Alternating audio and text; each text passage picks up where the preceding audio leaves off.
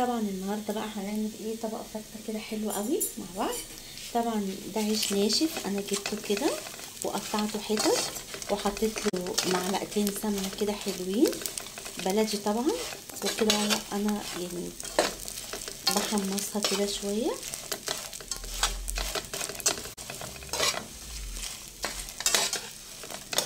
بعد ما يتحمص معاكي كده اهو بالشكل ده، انا هنا عامله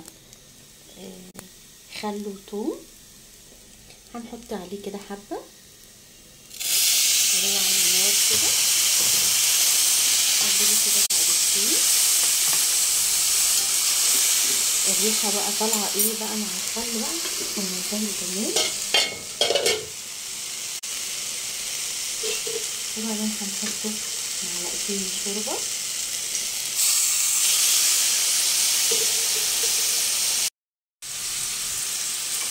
هحط كده كمان معلقتين شوربه مع العيش،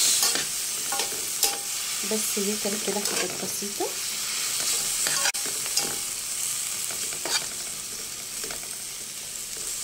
بس خلاص هنطفوا عليه بقى كده وهنبتدوا بقى نحمر اللحمه. طبعا احنا عاملين رز،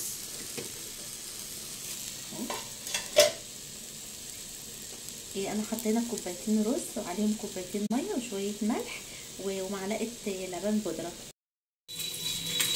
انا حطيت هنا طبقه عيش، هنحط عليها بقى ايه طبقه رز. هنحط بقى هنوزع كده الثوم كده بالخل اللي احنا عملناه اهو. بصوا بقى انا لما بحمر الثوم وبحط له الخل، بروح جايه حاطه كمان معلقتين شوربه فيه كده عشان الخل بس ما يبقاش مزز قوي ويعني وتعرفوا تاكلوها.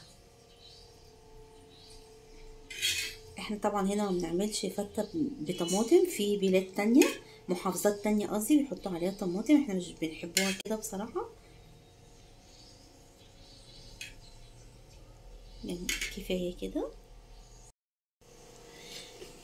هنديها بقى كده ايه رشه فلفل اسود قبل ما نحط عليها اللحمه.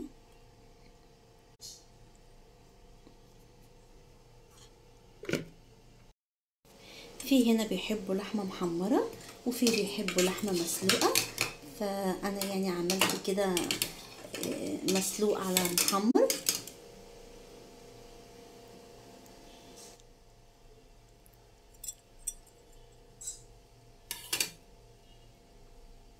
هي كده اهي كده.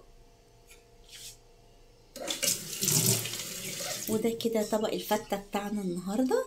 عايزه اقول لكم كل سنه وحضراتكم طيبين وعيد سعيد عليكم.